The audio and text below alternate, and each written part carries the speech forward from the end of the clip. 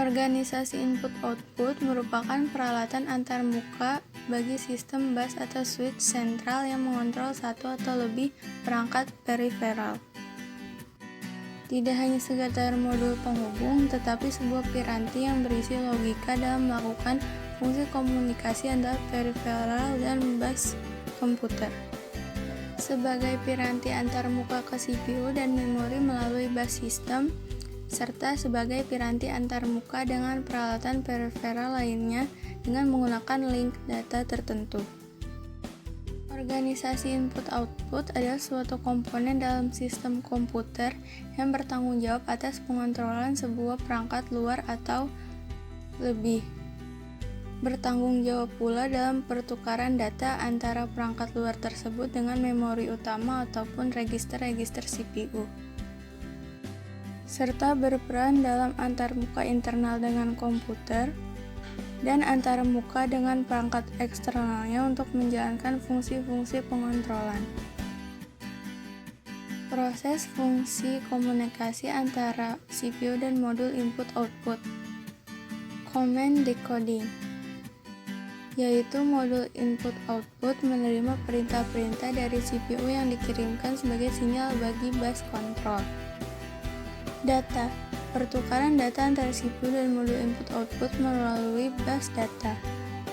Status reporting, yaitu pelaporan kondisi status modul input-output maupun perangkat periferal. Umumnya berupa status kondisi busy atau ready. Address recognition, bahwa peralatan atau komponen penyusunan komputer dapat dihubungi atau dipanggil, maka harus memiliki alamat yang unik. Begitu pula pada peringkat periferal, sehingga setiap modul input-output harus mengetahui alamat periferal yang dikontrolnya. Perintah kontrol. Perintah ini digunakan untuk mengaktifasi perangkat periferal yang memberitahukan tugas yang diperintahkan padanya. Perintah tes. Perintah ini digunakan CPU untuk menguji berbagai kondisi status modul I/O dan periferalnya.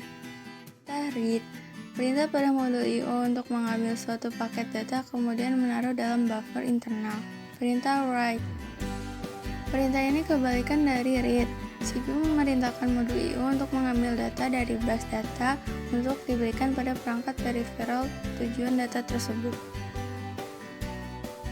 Pengolahan interupsi saat perangkat input-output telah menyelesaikan sebuah operasi input-output. Teknik yang digunakan CPU dalam menangani program interupsi.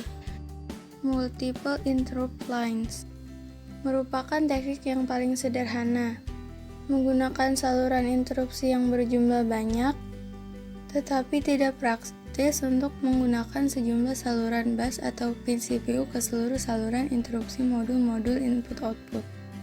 Software pull. Ketika CPU mengetahui adanya sebuah interupsi, maka CPU akan menuju ke rutin layanan interupsi yang tugasnya melakukan pull seluruh modul input-output untuk menentukan modul yang melakukan interupsi.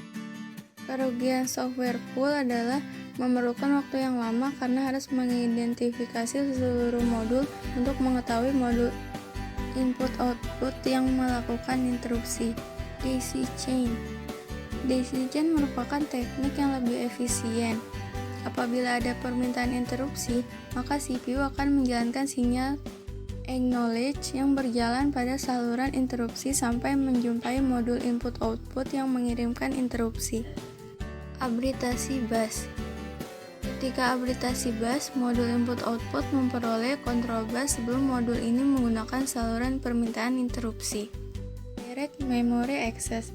Transfer DMA dilakukan oleh sirkuit kontrol yang merupakan bagian dari antarmuka perangkat I/O.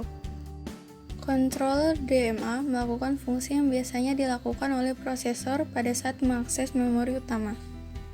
Untuk memulai transfer DMA, suatu blok dari data memori utama ke salah satu disk, program menulis informasi alamat dan word count ke dalam register suatu controller disk yang sesuai. Program tersebut juga memberikan informasi pada controller disk untuk mengidentifikasi data untuk pengambilan selanjutnya. Kontrol DMA melakukan implementasi operasi tertentu secara mandiri.